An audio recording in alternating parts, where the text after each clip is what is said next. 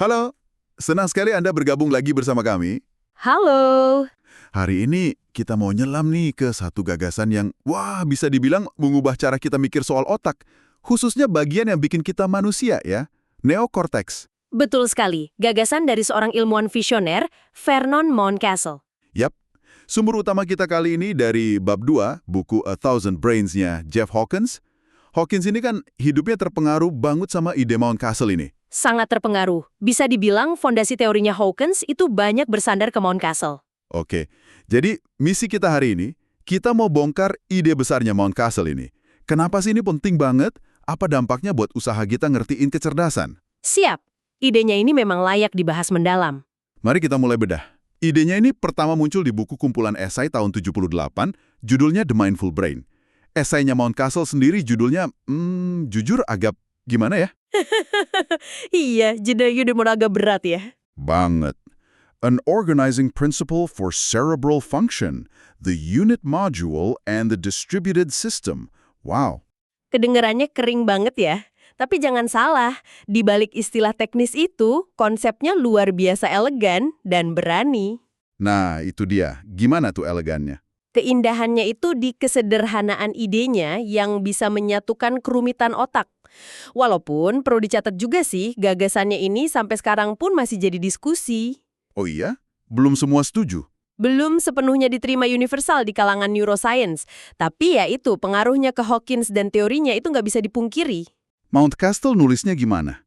Katanya presisi banget ya? Oh iya, tulisannya sangat hati-hati dan presisi. Di awal esainya aja, dia langsung menempatkan idenya dalam konteks sejarah biologi. Dia nyinggung soal Darwinisme. Darwin. Hubungannya apa? Jadi, pandangan Darwinian kan bilang kalau otak itu berevolusi dengan nambahin struktur baru di atas yang lama. Nah, Mountcastle menunjukin gimana pandangan ini membentuk cara kita mikir soal organisasi otak. Ini nunjukin dalamnya analisis dia. Nggak cuma data, tapi kerangka mikirnya juga dijelasin. Oke. Jadi penasaran nih, intinya apa sih ide besar Mountcastle ini? Intinya begini, Mountcastle itu menghabiskan waktu lama banget meneliti neokorteks. Neokorteks. Lapisan luar otak yang kerut-kerut itu ya, tempat kita melihat, mendengar, merasa, mikir. Betul, semua fungsi tingkat tinggi ada di situ. Nah, pengamatan kuncinya Mountcastle itu ini. Pas dia lihat struktur neokorteks di bawah mikroskop, Di bagian mana aja? di mana-mana. Dari area visual di belakang, auditorial di samping, somatosensori di atas. Dia nemuin kalau arsitektur dasarnya, Maksudnya susunan selnya? koneksinya, iya, susunan sel dan koneksinya dalam kolom-kolom vertikal itu ternyata tampak luar biasa seragam, mirip banget di mana-mana. Serius? Jadi bagian otak buat lihat sama buat dengar itu kalau di zoom strukturnya mirip? Mirip sekali. Dan dari pengamatan anatomis yang kelihatannya simpel ini, dia ambil lompatan konsep yang, berani banget. Apa kesimpulannya? Kesimpulannya, kalau struktur fisiknya aja seragam begitu di seluruh neokorteks, kemungkinan besar fungsi komputasi dasar yang dilakukan sirkuit itu juga seragam. Tunggu. Fungsi komputasi dasar, maksudnya? Maksudnya, ada semacam algoritma atau proses fundamental yang sama yang dijalankan oleh semua bagian neokorteks. Nggak peduli inputnya apa, visual, auditori, atau buat mikir. Jadi mesin di dalamnya itu sama aja gitu? Kurang lebih begitu. Ini kan menantang banget pandangan umum waktu itu yang mikir tiap area otak punya cara kerja sendiri-sendiri, unik dan spesifik. Wah, ini beneran radikal sih. Jadi area otak yang proses apa yang kita lihat, yang jelas beda banget sama mata kita kan? Itu pakai mesin yang sama dengan area yang proses suara atau sentuhan. Iya, Bahkan sama dengan area buat mikir konsep abstrak kayak keadilan atau matematika. Bener nggak nih saya nangkepnya? perfecto. Anda nangkepnya pas banget. Itu inti keberanian idenya Mountcastle. Gila sih. Dia bilang perbedaan fungsi yang kita lihat-lihat, dengar, bahasa, mikir itu muncul bukan karena jenis komputasinya beda di tiap area. Terus, karena apa dong? Tapi karena apa yang dipelajari sama sirkuit universal itu, tergantung input yang dia terima dan gimana dia nyambung ke bagian otak lain. Sirkuitnya itu fleksibel, umum. Kayak prosesor komputer lah. Nah, ini dia bagian yang sangat menarik. Analogi komputer ini ngebantu banget. Kayak CPU komputer ya. Betul, CPU itu sendiri kan nggak secara bawaan visual, Atau auditori, dia cuma jalanin instruksi aja. Iya ya. Tergantung software sama inputnya apa, dia bisa nampilin gambar, muter musik, atau ngerjain spreadsheet. Persis, Mountcastle bilang tiap kolom kecil di neokortex itu kayak mikroprosesor fleksibel. Sirkuit yang sama bisa belajar ngenalin pola visual kalau dapat input dari mata, Atau belajar pola auditori kalau inputnya dari telinga. tepat, atau bahkan belajar struktur bahasa kalau nyambungnya ke area bahasa. Fleksibilitas ini kuncinya. Oke, ini mulai kebayang. Yang menarik di sini tuh implikasinya. Kalau Mountcastle benar, ini kayak nemuin batu Rosetta buat otak loh. Batu Rosetta maksudnya kunci penerjemah gitu. Kita nggak perlu lagi pusing mikirin ratusan atau ribuan mekanisme komputasi yang beda-beda buat tiap kemampuan kita. Satu buat kenal wajah nenek, satu buat ngerti sarkasme, satu buat main catur, gitu. Nah itu dia, mungkin kita cuma perlu cari satu algoritma fundamental. Satu prinsip komputasi inti yang jalan di seluruh neokorteks. Algoritma di sini maksudnya bukan kode komputer ya? Bukan baris kode, lebih ke prinsip dasar gimana neuron di sirkuit kortikal itu saling interaksi, belajar, dan merepresentasikan informasi. Ini sebuah prinsip pengorganisasian, kayak judul esainya, kerangka kerja yang menyederhanakan pencarian kita banget. Hawkins, di bukunya, bikin perbandingan sama Charles Darwin tuh, buat nunjukin posisi kita sekarang gara-gara Mountcastle. Bisa dijelasin dikit nggak perbandingan itu? Tentu, perbandingannya menarik sih. Gini, Darwin kan dengan teori evolusinya berhasil nemuin apa algoritmanya kehidupan. Variasi acak sama seleksi alam itu? Betul. Dia tahu mekanisme konseptualnya. Tapi waktu itu, Darwin sama sekali nggak tahu di mana mekanisme ini bekerja secara fisik. Dia nggak tahu soal gen, DNA, itu baru ketemu jauh setelahnya. Oke, jadi Darwin tahu apanya tapi nggak tahu di mananya. Terus Mountcastle sebaliknya. Dia kasih kita petunjuk kuat soal di mana algoritma kecerdasan itu bekerja. Ya di seluruh neokorteks yang seragam itu, dia kasih kita peta lokasinya. Tapi dia nggak ngasih tahu apanya. Nah, itu dia. Dia nggak ngasih tahu apa persisnya algoritma itu. Gimana cara sirkuit kortikal itu ngitung, belajar, bikin prediksi. Jadi, Mountcastle kasih tahu di mana, tapi tantangan nemuin apanya itu masih jadi PR buat peneliti selanjutnya. Termasuk Hawkins. Menarik, jadi Mountcastle kasih arah, tapi PR-nya masih banyak ya. Ide seradikal ini apa langsung diterima gitu aja? Ada perdebatan nggak? Mungkin ada yang bilang, wah saya udah kepikiran duluan. Ya, kayak banyak ide besar di sains, pasti ada diskusi, ada perdebatan. Mungkin ada yang nunjuk peneliti sebelumnya yang udah kasih sinyal soal keseragaman kortikal atau fungsi kolom. Tapi bedanya Mountcastle apa?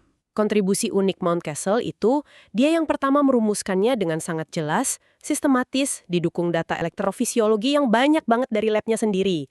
Dan dia artikulasiin ini sebagai prinsip pengorganisasian fundamental.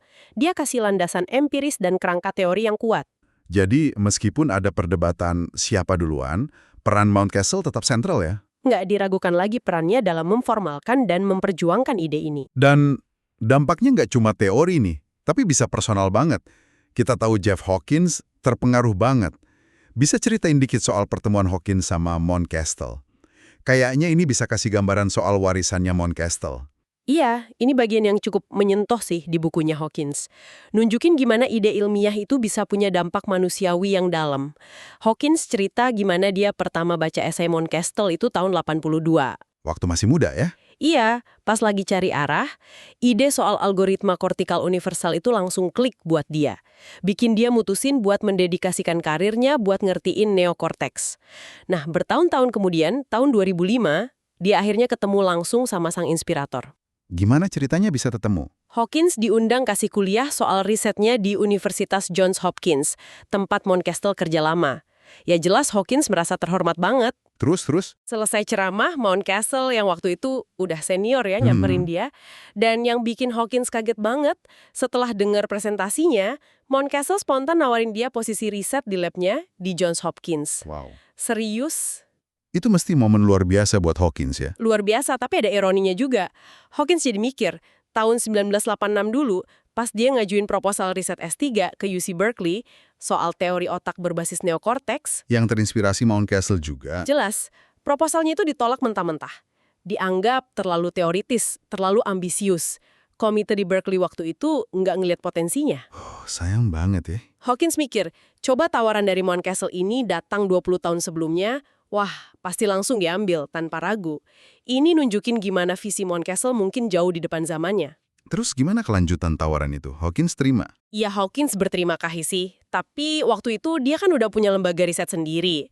Sebelum pisah, Hawkins ngeluarin buku The Mindful Brain punya dia, yang udah lecek banget. Saking seringnya dibaca ya. Kayaknya gitu.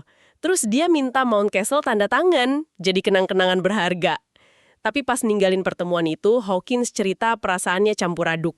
Campur aduk gimana? Senang, dapat validasi dari pahlawannya, tapi juga ada sedihnya dikit karena sadar usia Mountcastle dan kemungkinan itu pertemuan pertama dan terakhir mereka. Dia mungkin nggak akan bisa sharing kemajuan risetnya lagi nanti secara langsung ke orang yang ngasih inspirasi. Momen yang pahit manis ya jadinya. Tapi kayaknya itu malah nguatin tekadnya dia. Tepat sekali. Momen itu, kata Hawkins, justru mengkristalkan tekadnya. Dia merasa kayak nerima obor estafet. Merasa punya tanggung jawab buat lanjutin misi yang udah dimulai Mountcastle. Buat benar-benar nemuin apa algoritma kortikal itu. Cerita ini selain menyentuh, katanya relevan juga buat kita yang dengerin ya. Betul, relevan buat Anda semua. Gimana relevansinya buat kami? Gini, kenapa sih ide Mountcastle ini penting buat Anda tahu meskipun bukan neuroscientist? Karena ide ini secara fundamental mengubah cara kita bisa melihat organ paling kompleks yang kita punya, otak kita sendiri. Jadi nggak ngelihatnya sebagai kumpulan bagian-bagian yang beda-beda gitu ya? Iya, jangan bayangin kayak kumpulan spare part yang beda-beda, masing-masing punya manualnya sendiri yang rumit. Mountcastle nawarin perspektif kesatuan yang elegan.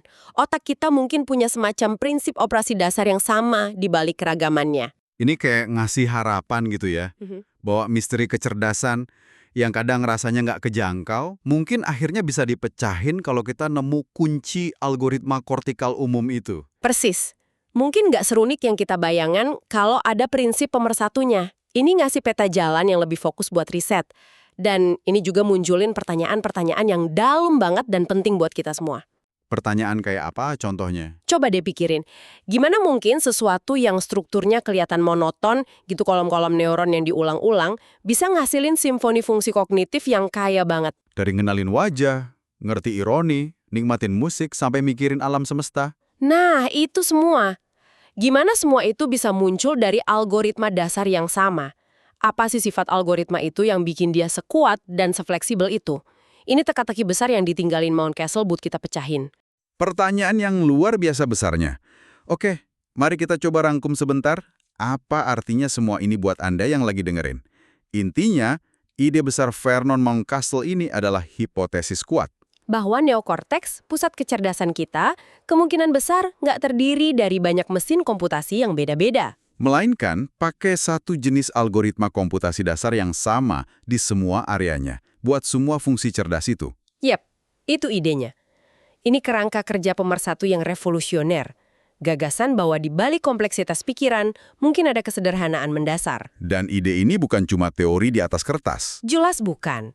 Dampaknya nyata, menginspirasi peneliti kayak Jeff Hawkins buat mendedikasikan hidup mereka nemuin algoritma kortikal itu, yang akhirnya melahirkan teori baru kayak teori 1000 otak yang dibahas lebih lanjut di buku Hawkins. Sebagai penutup, kami ingin ninggalin Anda dengan satu pemikiran buat direnungkan. Mountcastle kan udah kasih kita petunjuk penting soal di mana kita harus cari inti kecerdasan.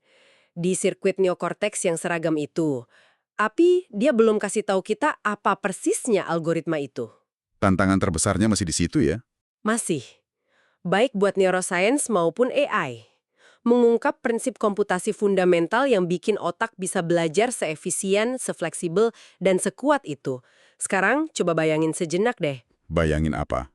Kalau benar cuma ada satu algoritma dasar yang sama di balik kemampuan kita melihat, mendengar, bergerak, bicara, dan berpikir abstrak.